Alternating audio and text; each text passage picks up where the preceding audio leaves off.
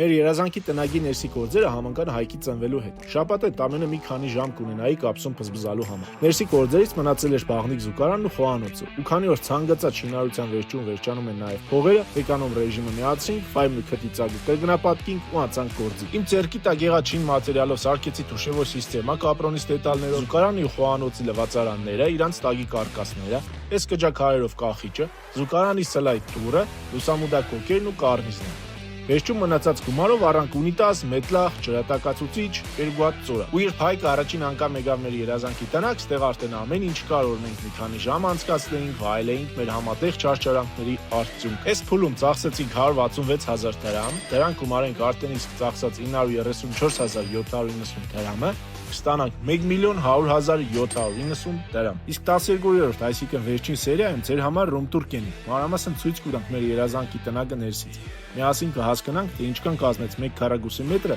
ու արժեր արդյոք ինքնուրույն են այս ամեն ինչը։ Բաժանորդագրվեք, որ պատճ չթողնիք։